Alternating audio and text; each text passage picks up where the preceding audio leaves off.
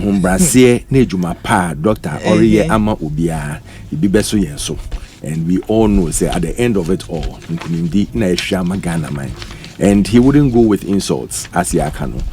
Boko baby, and penny funny in I can say, now home brasier, yes, Ronco, Adiana made de Shiano. Inti so before stupid, so before say, wouldn't you answer na bibi the only bita. Na yenina suete running mates no so or more can say, Obi obey ye obi a work campaign modi, and nature say, at the end ye mano. Na bra or braswa or bono nature say into the pap bien fimamba into ye jama Ghana for omo muntie de ekoso omo hwe de ekoso no mun kai say one time bi no be match no can say free education 419 na ye be reset country na ko 419 free education na ade a eda yenim ye nyina yenim into inchi akese ne de me defeat Dr. Alhaji Mahmood Bawumia ene ne running mate na po ya de bro. You say this week in our Ashanti region. Yeah. For how many days? I think he's doing about 4 or 5 days tour. Now we move Kakra now I'll be finishing. Okay. But mainly no Obeya Ashanti before he moves out. Okay. Okay. Key places. Peter Akwaba. Everywhere. Major so. Wako de. Papa. Adomni ahwe. Actually. Say baby ayedro no everywhere. Ya na meka se adomdomo. Na wamfa ahwe anka ho a ahokyere biremu nam na ko kan obi ade egu ahwese de hwe ye bebo wo mokola adwom no enti no adom no dom ya ye de ahwe yi eka ho na ye papa John Dramani mama se awie anwumere yi no ye mfa enkia sononko ema woni watifo nyina na ye papa John mama se Ghana ni a wotie yen bebia wotie yen firi wafidi kese yi so no onim paase wabemabu ewa amamuo troka ya yewo mi amamuo ni kabo kaya yewo mi ye papa John mama ni se wani nye ho wo ye MPP ni pa wo ni se aban we ba ye no wonwuma sei sade wonya wo mu gidie no ene dollar to cedi no na emo 17 Ghana cedis adwadifo bre amofo nwuma egu policies aban we de ba ye no ama how kese abeto Ghana for so no achia mehwe kama group of companies wo mo president o kana no di nsem wa ye adwuma for 30 good years emfia duasa ebiwa emfia duasa adwuma wa ye investment nyina ye wura kufu ado ne bawomia enhyehyɛ ya o mo de baye ama papa na hwere ni dwetre nyina papa ni su e kana wera ho nsem ade chen ya ye se papa na wu eti sansem we na ye te hu okroma papa na sema oka wo ho dade ni se nkofo ni adwuma for ni o ma ye adwuma for some period of years about 800 of them they have all been wiped away because of that bad policies ebi ma dani ayadefo ebi ma bobo adam anam sa domestic debt exchange program e ka yewe kufuado eni ewraba o mi amamuo yi e de abeto o manfo so manfo nwuma sei e de era mama sei anwumre yanka nkyem sei yesi achia emu ye chen abebuo nyina monka makoma ntom yem December 7th the era jo mama perfect one say udu police station hwa pepper ne ye de show nsem pe abufu a wo de aba e wo mamu a ebi aso so no de ohia ne se obehu andi si kine ye ohu andi si kine ye ne pe obehu se era jo mama na anim fefefo ho boss na e wo na anim no wo de to aba no se de be ya won sai waba eti December 7th no e wo se to aba pa ne eto ya ba yie ne eto aba pa ne eto aba yie dia de hia ne se ebehu NDC kine ye e wo paper na ye de be man so ne sayo mu no 24-hour economic policy e be sesa o man na man Ghana mabunu mitie mabunu wa ha ya awie na me banyira no kase ga me nuanu mabunu ye mabunu fo na omo ye school fo na sia na eja ebi wa me wie me masters here me call ye nso no school fo no ma me ye omo president for the graduate student enti me ne school fo dinkuta ho school fo dodo na houses here ebi wa aye adwuma sama bebia o man yedru sisi ano anya de yeru abawomia ne yenuanom miracle mo keka no eya danko dadade na shagana fo ni me mabu me nuanom mabunu fo titiro mamo mo bi mfa so kwanda ne ya chenchena papa na wo kasa na ye vice president unemployment figure no about 2 million. So bet me be ankwaye. It mesre Ghana for sana da ne adanko da we nsama mye 24-hour economy policy no. You are John Mama de ba. Ama Ghana for me brudu duona enye dwuma ye. Yeah, that's say economy no said you be ya Ghana be fan ntoma perfect. Now you say na ye menu akojo dankwa ne birthday. The young Eastern Regional Communication Officer you would akojo dankwa or also ye the executive director for Forum for Development and Accountable Governance. One of the finest Forum for Development and Accountable Governance. You have be a home encomopa. A Juma Kwan Shabayase. Entino, a Juma, ye research. Na ye bo on mine who the ruins say, yeah, the bo mine said your month for betting contributed to the development of the country in objective way. A month for bet my dream, we own Suru. Sa Juma Sona Forum for Development and Accountable Governance. I know that when you could do down kwa a executive. I had a birthday. Yenu akojo dankwa na memma wo enkwatentene na adwuma den a wo ye edemo mining NDC no eso ma emba for pra anwumre ye fra BFT menu akojo dankwa tiase anwumre kuo bia ye se ye bema menu akojo dankwa ye special FT na sa kuo no menu akojo dankwa gware di anwumre ye free happy everywhere ye ko joint bi nti o de say o ye swaga mama enti me no be ko joint no ye da se me ni atom si mo asu de ye be bom ni akoba ye da se baby akwadwo dankwa wo bia no kwadwo ye ma awoda pa twedi ampo ennom na ohia wo ma wunyini free adumu enko adumu abusiafo ye nkaja engum na ye nsem a edapno so ne edika ede ahyase ye ka batro asem yi a obi e ka campaign amo ye asem a mudi tudwa ne o ka 24-hour economy ne o ka say ye digitalization ne keka ka ho ni nyina no se betumi abamu a gese etumi twa aba ne wie na bibia wie du e wa asomwiem eti nanui ene Christopher nkamomuko ene Peace Council ne ekuhudo mpanimfo yose yemfa dwen na sane ye beto ababia yesi asomwia pam amanyoku ahodo yemfa yensanhyase na yewia na yebesi bia yanyintum no eho nhyehyeye enkoso na wuti NDC amanyoku no mpanimfo bia ne omoka ne sedabi ade no sese ye de ensa be hyase a ye woniema bi wo honomo a ye pese mpanimfo ye ansa si ye beji atum si enyi entum no ye de no ebedi kan enne ewo ye discussion no emunti kojo so mame na ye nkoye nim nya ekemedase na ye se agro ebe chance ya na efia napa agro beso a na efia napa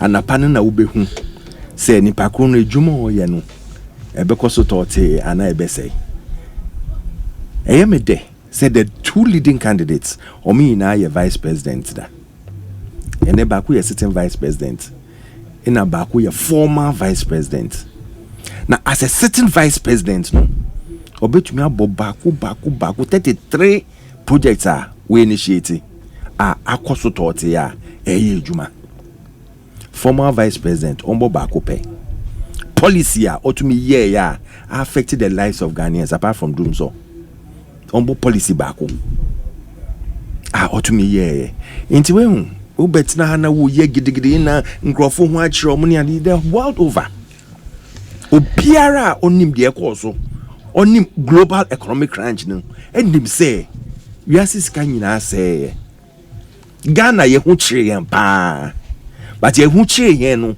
yantu yen say ngu ewie manka say we are not magicians to produce jobs and things for you. But ye de ahombrase na ye jetum say nyama nkoyie but mumma yen time ye be hihye enyama yie because ye empese nkrofo betina hoewu me ya pa say me papa eye kama ene oni ho because omo twen ye yakopon fa na kra no ansa na omo bosa yi all over na kama we kama we yes oni make asay oye me papa on no ka chem say ya membra no nche me kwan bi a ebe boa me in politics the day ye ko launch Dr. Bomi okoshia pharmaceutical society no ye ko shia homo kama center na oni en kwetena na office no so opemusi me ye menyama no na ya membra now on directing and path, because as young people know, we should learn from the elderly. That time no catch me say yes, nisika or the go to GM bank. Or the go to GM bank. Na later on or regret to say or the call home. But the CAC, but in shadow or a way in him. And the no catch Dr. Bomi and say, yes, there are challenges, but he believes in him. Say na hum brasia or the nam. In a jumadea, even under this strenuous nyama course no, way to me or the attitude ho for the development of this country no. Or share so mano no wo jedi wonumu so betumi ahwe Ghana magana mpuntu na ye hwehwe no ayeye so nyankopon fa the currency ye and this omunkoso no mombo ne all across and na say aye omuchwin stick no mo use but no kre no ba kope yen betina hanka nje o say Ghana yeden na me ntina hanka nje o say me ankasa metia na Ghana yeden mame. But I know I've traveled across the globe and I've been so there also other countries. And I can say for sure, say, even though Nyama go so bad, no, say things are getting better. Because it would jedi say Nipakra or say economy na no. Obey ye. Even when there were challenges, no, we didn't cancel the free SHS. We continued with it. Even though there were challenges, no, those times, you on with school when it gets to exams time, because they be on your fees and no much your exam or waik. Yanka is on fee now and waba. Because the government has taken that responsibility, and it only takes a responsible government to see say sa fees na omutua na sa exams na omutua no. Say omuntu me ntua na che say 3 years na yekwa. It takes a responsible government to see say ye way fi street mu over 600,000 children every year. No munko school, no munsua bibipa mo. That is the duty of a responsible government. Now a duty say obejina wa ka say as for free education there nkruma mpo etumi aye nti obia ntumi ye. That is an irresponsible statement, and tell people that you won't allow free SHS or you won't do free SHS on the fiscal of obia or a desperate politician. Desperate politician need to me aye my fe my ne wumpo ubeka che even lying to us and now kanyama ye nim say and you true say uba first year of university there on be free echina ye bi so mo say mo ye na kon free we say obetumi age scholarship and now obetumi akoje loan na wo de akọ woko first year ni we second year no be yen den third year we yen den fourth year we yen den. Let us stop lying to the people, because you know about catching and say oh as for politician there do election time say wo dad and crofo kakra, because Ghanaians there enche bia no mu wie fia there yen wie fida the pain and the anguish ye call through during the last 4 years of the AE. Ma ene Atamos projects in say because Nyakopa de ne crack on into omo project na mo say omo no me initiate. It doesn't matter. It doesn't matter. What we are doing is we are going to get focused. And that you launch a friend saying peace council we no. Now when you say you launch Azoka boys for AE Kumase. That with him. That was the same day omo ko inaugurate Azoka boys e wo Kumase. Then they come and sit down, paint their face white. Now chesa omo de omo yesronko, omo ye boni bia. But nyame o wosro no sho. Me always say nyame no se hini o, nya nipa na se hini. Na Nyankopon dim nipa o baby aye do crossroads aye do a. Say aye hia obi a owo adwenkese, owo bold solutions are or be mad the development of Ghana to go forward. You can drones once you can digital address system, you can paperless sports, you can Ghana card, you can yama Pia Dr. Bomyaya or they pushing the digital front no. And they will share biggest companies in this world. They are digital companies, IT related. And that is the direction that Dr. Bomyaya on here echo. Or say you cannot fight corruption by repeating the same old things all the time. In the time nyama nenko ye na nyama ayede na ohun say there are so many loopholes in the system no. He moved into the digital world to fight corruption and to put us in the fourth revolution as is here and all across the country. And enuna abwa yema and Ghana would you to me who what's na would dem and what's na officer, you can look on your system and see those who are doing the wrong things. Now you to me point you out as corrupt people. Oh, because the MPP under MPP there corruption there abani P. Yes, because under MPP no you are exposing corruption. You're exposing corruption. And under MPP, you be nyama ebe buaga na man. Like making sure say over 600,000 children and nanka omobe lose education and go on the streets no and see that. Under MPP, you to me employee nurses near the 2017 over 10,061, 2018 over 11,000, 2019 over 40,000, 2020 51,000, and you be to a total of over 170,000 in the health sector. Omujan over the last 7+ years when they were in government. Omo employee a health sector for because almost say Oma Jiska or IMF into the ban at all. So you go president at that time catching and say on your magician or bet to me produce jobs among for. Yeah, minister catching and say Moframa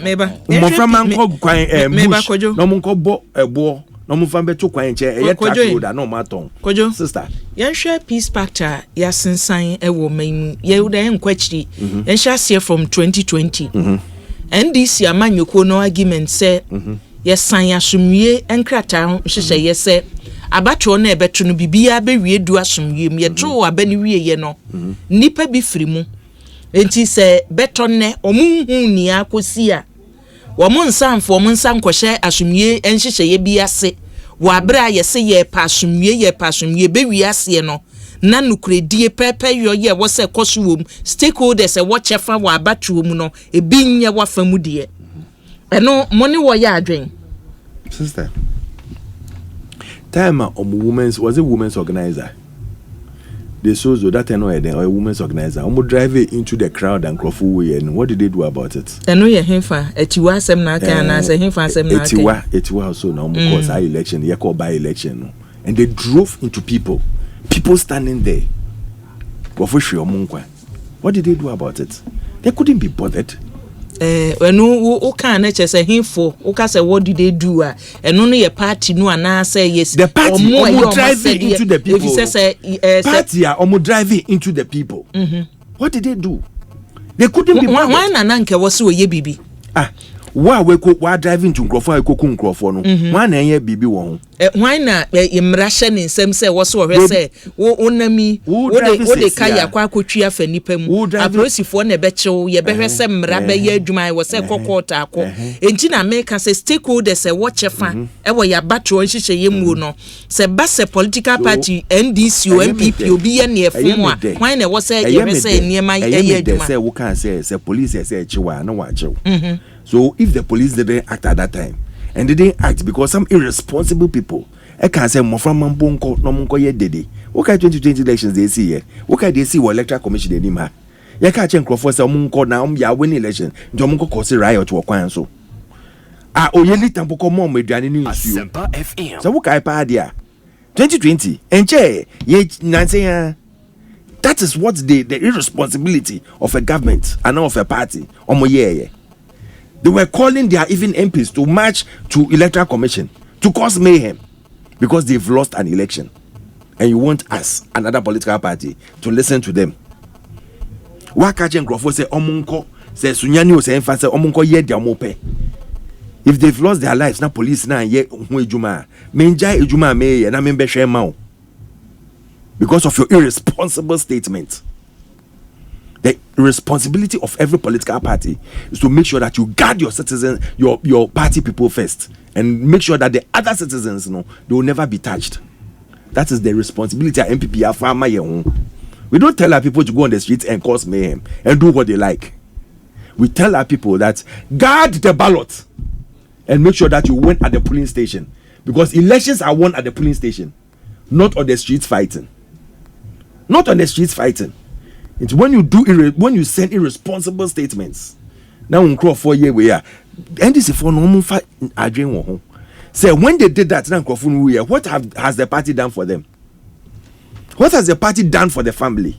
When you tell people that they should go and do what they like, now now police what have they done for them? And they shouldn't repeat that, because leader Nankasa was not even ready to come out and come and fight that fighter. Or Kachen Crawford said they should go and lead an irresponsible life. And they'll bring them food and water. We should learn from this. Yen shed their AC. that you who say party no adwen power ho Nanka they wouldn't have done that. And that is why up to now they are stating categorically omunim the omugina so omoka said they won't sign the peace accord. And that's why I told you say on Sunday assembly say na me hwe obi ano program na say or say name or say listen Alfred, when on Sunday they were doing the peace Mahama by or say na peace na wo hin say baomia wo hin was then na ekoso no na omo launch Azoka boys omo launch omo wo kuma say omo go ye den omo go hwepo ana omo go hwe your friends say sini. What is the use of the Azoka boys when we've banned all militia in this country? We all signed an accord say we've banned all party militias. What are they going to do with the Azoka boys? Omo adwenya omo afa omo suban say omo they are untouchable. The omo person omo ye bia they are going to cause mayhem. And that is why ukaya enche bia omo ko share American embassy for we no. American embassy for issue statement said they will not allow any irresponsible person to travel out of this country when they cause mayhem in these elections. They will not allow that. After meeting them, omo ka che easy say easy area elections even beforehand Emma MPP for no yeah from easy say live television broadcast no mo call ho no they couldn't even issue one place almost say easy in area because they've transferred people or sent wrong people to certain places. When they gave them the chance to talk, director of your friends IT or now no or the your friends the laptop na chair the embassy for no say omonhwe we will no more catch and so onko na de owo bia onko kan. He couldn't say anything. That is the lies and propaganda party omaye omadwen say omo winning they turn into insulting and do whatever they like because say anyeye amo a me yeye mo bia country nko ungovernable. Omo chairman no pakada say in 2024 they should make sure that the country becomes ungovernable in 2024. But Nyamion was true. I always say the more you insult Baumia, the more you insult Alaji say ombre form no, the more God pushes him up. Because Nyamion Shano no want to be training before. And either you support him or you move away. But we believe say we will not fight. We will work hard. Wonsiomo, Weriemo, and Napo, and Naju. Dr. Bomia Jumadia or Yenam na Yensu supporter Yede Buano to make sure that he continues and transforms the country into what it's supposed to be, we'll do it for him. Because Jedia Yawon say, or ye Ahumbesinia or drink or adrempa, no what drink Kesia or de bois or mine. And we have stated over about 33 policies, even as vice president. He's the only vice president in this Fourth Republic. Your bonny dear, where to me about projects and Anyama, where to me aye, dear boy. You bought other vice president there. And we can go. Not long ago, the former president was a vice president. On stated policy back, all he keeps on saying is that your friend saying he's not going to debate the vice president because any classmates. Only the Obia any classmates. Or no, Obia any classmates. Even when he was president, or say on debate Akufo-Addo because Akufo-Addo wasn't his classmate. Because Akufo-Addo ye president da. Dr. Bawumia ye president da. He's always looking at who say no was true no be our form or man who should every time. But the humility of Dr. Bawumia of he say listen, whether I'm the president or I'm the vice president or I'm running for the presidency or not, what I have to do is to bring myself to the AE of Ghanaians. What do they want to ask? Answer is he's not going to run away from anyone. He's not going to dodge from any questions. He's ready to face John Mahama, and John Mahama should come straight with him and let them debate one-on-one. Now you share the policies are over as against Dr. Bawumia policies are over. We'll share even the friends opposite or your solar energy.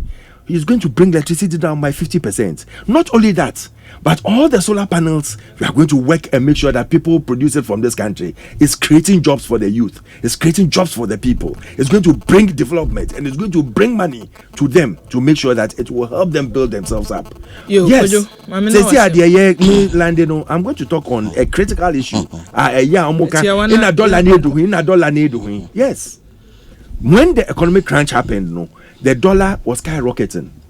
Or say, to stabilize the dollar and make sure say rocket he's going to bring the GFF gold for forex, any gold for oil, any the gold reserves are. Or you say your local and natural resources no, or best stabilize this system no, or yes sir, then we can now use the gold no as an exchange policy. You better me the yaba, and it's going to make sure that it's going to be a made in Ghana goods first, to make sure that our systems, our development will be characterized on Ghanaian products. To create jobs for especially the youth. Now, ye paid say ye juma locally no, ye best support you more as we are doing now, and it will bring that development. Yes, shema impuntu kese abagana, and that is why we have the belief and we have the humility of Dr. Baumia to make sure that Ghanaians benefit first before any other person. No, magana impuntu aba. Communication team member ma MPP Amanyuko no Kojo Thompson nena yatenenkano. Ma menko na Peter Mensa NDC communication team member ntwaso Peter so mame ebi wa medase ebi wa so nim se baby a yedu sisi ano post ahodoa ena eba o menemo na post na eba ni nyinada eye research ahodoa ankronkro dwumadie eye de ba nyinada including Afro Barometer report. Adie baako anase niema mienu a Ghana for pa economy any unemployment enti ebi why enkomo na ye di sesi a de kwa abatu no economy na practice apansam no de enti a mema kwasi mensa metena na me ne mabu na etie yen ena wie nwumre ni se yennuan mu mabu no ehunu se yewura bawomia oye vice president oye chairman of the economic management team ojina wa MPP dim no onye obi a yebetimi agina dida peace party no ho asem ameba ebi wa meba pa medro sia ye gini dia enye yie wo ye babunu na wotiemi a o maame a ohwe osori a no osu o papa a ohwe osori a no osu about the economy o maame munyuma essay o papa no munyuma essay ni nyina ne se once upon a time, na papa bi a friend Bawumia, running mate to you Kufuado. Papa ne ko school ahodo mu nyina no ye lectures about the economy, city, stabilizing the city. And a man lectures, professors. Ye man ma dwadifo ato aba ede ma ye Kufuado no Bawumia. Because once upon a time you Kufuado son and saka say, Ghana for mo he, ye city na ye hata. Sidi na ya hata eno ti na mede ba wo miaba na ba wo miaba be fix economy ni sidi ene economy na anwe ne se dollar to sidi na ya 17 Ghana cedis adwadufu abra ene ya public debt 767 billion Ghana cedis ebi why e kaburu bro no man ya dam sisi a ni pana wo ye lectures across the country. Ghana fonya ne mujidi a yeto abama no aba because of the economy and now dwane economy woka economy woko dollar asem tireba wo mia pe na wanya yamutuo wanya daria on peso beti dollar cedi asem Dr. Baumia wanya peso beti dollar cedi asem eno so ne Ghana fo and research ahodo abanyina yesi economy enti die tia me se Ghana ni a wotie me nuanu mo mabunu yewura Baumia ogini die anya ye ne se adie na ye nyina so Ghana for to abama no he has run away from his responsibility enti nipa wo dwane responsibility no wogini die anya ye enti ene ensem a wo ka kire mu nyina semu antie nyame sufre na nyankopon anka makoma na mkoto abama na yewura Baumia ba ye president he will run away from the very things I all promising him today. I am telling you enti so ye babunu na wotie me anwumre ya ebia na wonim those times ye no ne ye was school enti na omo be lectures no school no ne ani and now economy asem tire Baumia pe wanya daria enti no he cannot be trusted. You cannot rely on him. But be a no, we need a liberation, and that is the 24-hour economy policy by Yora John Dramani Mahama. Enti mamo bi anya madanko dada day ne obi a we vice president Yora Kufuado Kasemi say he will be unwise president not to listen good advice from his people. Yora Kufuado na parliament kan asem no say obeye o mampani asebio onim nyansa say na pamfo betu ne fo a wonfa enti san sam ya be yewura ba omi akeka nne no so was anya san adenti no offa mo yewura kufa no yen so problem aye wo mseja was ye nto abama wansa asumua pam no mo do msa be hyase ana mo fam hyase me de manu esi wo no na makowe mu no me pacho ene yewura mama ba obeka se free SHS ene obeye edi why ujidi wo de enso twede etia me pe wasam se de ye no kore no oka Kroma, when they started progressive free SHS were ha. Ya started Yera Mahama one started progressive free SHS. ABY. These are fact issues I you confirming for ourselves with a discussion. One started progressive free SHS were ha. That is a fact. Or started progressive free SHS. You were good for the Ababa Twaso. And a baby a drew se challenges with the free SHS. And Kolako Busumi a school Busumi Bako. No better if you Busumi Yanu Busumi Yasa. I will for bread. And Niani collect the school and Connie be what's everywhere. Okoshan quine pan, Qualano, and Quaya and Quaya Ocean Quani Mom. Asama me de ma we the challenges ayakase ye be solve asama me de ma we won kan hwe na o kan kwan asem kwan asem ye mama Ghana ni sem pipi ni bi kase ye mama obetwa eyadanko dada de omoboa ye mama se oba oni awofo nyina oni teacher fo nyina oni anim de form nim de ewo education mu betena se ne ya to free SHS ne so ne ya ye ne yie abusian ha ya asempa 94.7 FM Ekosiisen adwumadie so enie last bite because we don't just make go straight to the peace park sana me ya to make baby yeah the topic yeah the topic ne ma wa ukọ ho na ne nka wawie kura na wo bi kan na wo fiti preko peti si ba bi ne kan afi na abeka abekwan ni we ya ansa na wa besi wasi mame koms eno peace you know campaign na me wo bi enti no ya de da makoma so me papa chairman of Swampofo oni yewura John Dramani Mahama and the core program no na Ghana phone team ye a program Ghana Pentecostal and Charismatic Churches Council and a year then omone Catholic Bishop Conference omone Christian Council omone the office of the Chief Imam and the kabo mu say ye kwakoto aba ye hia sumdue ewo niema ye biam no enti ya tonsa afre number 1 the flag bearers of the various political parties, number 2 the office of the Chief Justice, Speaker's office,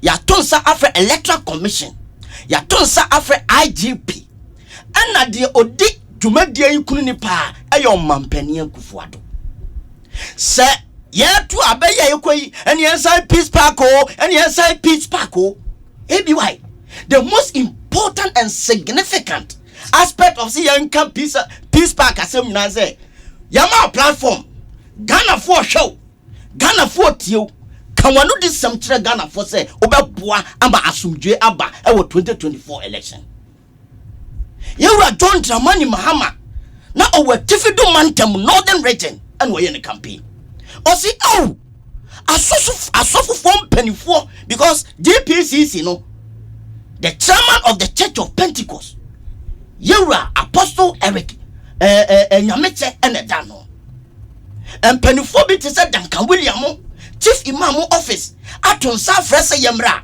yewura John Mama se dabi mentimo musa penifo yanimtia meja me campaign meye na ma bankran se omani hu donti yewura John Mama eja ne campaign eno ba programs nipa ye de nanimo to picture ne so flyer ne so Ghana for awresem yewura Kufuado wa ma ho we dodge MPP flag bearer yewura Dr. Mamu Bawumia Ghana for wa ma ho we dodge Electoral Commission Mami Jemensa a wono na ye your friend is saying Edema ba ye kwakoto Mami Jemensa we dodge wa ma ho IGP I security honsam ehia ni ade peace campaign ye kwakola nje IGP nankasa wa ma ho ordinary si for by womu na say omo de omanam sini eneba this was a significant moment and deep as had you no GPCC and sorry religious bodies no they organized it once in a year leading to the elections and they are so from penny 4 way aton safre yen na say Yes, I quite tro, and as I got a kukum, near sign, peace part keko. Mumra Majina Simpies, so no money Ghana Foncasa. You were Kufadu Ama, you were Baumyama, IGP Ama. Nanka minim say IGP po mano. Say see I appoint you be your deputy IGP in charge of operating. Nanka minim say COP Christian Tatanyo no kra naka. Papa no be manaba. Ya ma ono so ama. At the end of the day, the key stakeholders here say ye ko abatuo mu. Ye ka asumdwasem. Ye nyina ye metena se. Ni o manfo ne ye ni o monkasa about peace no enkofo na ama. Bokon sem ya AC. Ebi why? Yewra Bawomia or your chairman of the police council or your deputy chair of the National Security Council. But sem ya isinka Yewra Bawomia be use sa platform yi no ne omanfo ni nyina akasa no akaso dwensam e de akere mo. Yewra Bawomia we dodge. Adia tia o mekwa akogina simpie so say momiensan peace park. The biggest platform are you creating ma Yewra Bawomia ne ekufo ado say momra ne akaso dwensam o mama o ma ye we dodge. It should be on record. Say a suffer from pennyfoy at on safre and pennyfoy some me na yametna yan casum jasam. Some pennyfoy na or mobu a suffer for him enmitia, mobu chief imam enmitia. A son say, Senka or minus some dear here and pennyfoy me bubo mudia and cadiomo be a said Yamekayan, Yura, John Dramani Mama, no one northern region or no among the uncle for no more nano. Here are mamma and Kwana na what chichipa. And so judge where you be. I didn't dear and my suffer from pennyful. And you can't afford mutier. See a castle duo as mudio, and you see a dear not try a castle mudio cow baby cake. Action say bediatry. And here are John Dramani Mama Casano, and what I say. I suffer from pennyful, and I'm a yapping. Oh, man, I assume you did here, pa. It's a mini problem.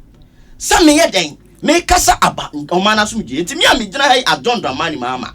Miss Samo boss say, you better make sure say, assume Jebeba. But assume J and yet Tantene and a court and Nakrana.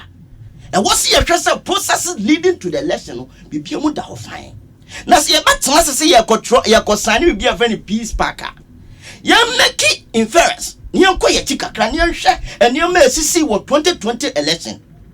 And maintain maba why you come on ya. I will buy your cotton in 2020 mu.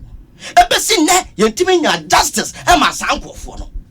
Enti ye prasum dwe no. Ade ba ko nya pa ne se ye be hwese atentene ne ane periperio ebe koso e wo man mu. Se ye prima atentene ne periperio e koso a asumdwe na ye hwehwe no. Ebe ye automatic. You will not even force it. And at the atosu biom you are John Dramani Mama ka say see a person sign peace packer or person all these key stakeholders na Emra board. Number one, it should not be only political parties. The electoral commission, political parties, the religious leaders, the IGP, the chief justice, speaker of parliament, for all the key bodies are very, very relevant leading to the 2024 election. For phone in Amra, near Nayantanasi. That's our pack, no. You bet Sanya sign. Me uncle yes selective. Nyanko Shakukum. Na ye medina bedroom ni Ghana phone kasano. Eno de yenye. Yebe ya danko that day. It was a bigger platform. You create ya. And can you work for you Baumia, IGP, electoral commissioner, Omuka some Vincent, and Communio Manfono, Emede, Emekasa, Omo Janis our platform no. Omo Buyaniano, a suffer from Penfona Nitia, Omo chief imam in Nitia. And here be why. See a council just seminar. NDC as a political party. By our flag bearers demonstration. But just say, or not dear, on Pesa or Yeni Biabisi. But you see, Obin Casa produce. Se Pudosia and your Becquaco did you. And Nutina Hero Mamma at church and so many na. No, they are 2 Ghana for him. No, they are 2 pen for him. And quite a befaswa in Yana, assume Jena Yeka, Ibitiana. Ma miena wasi Peter yada se ewo enchemu a ode ama yebusua yetwa hu tia waba yeba yebeto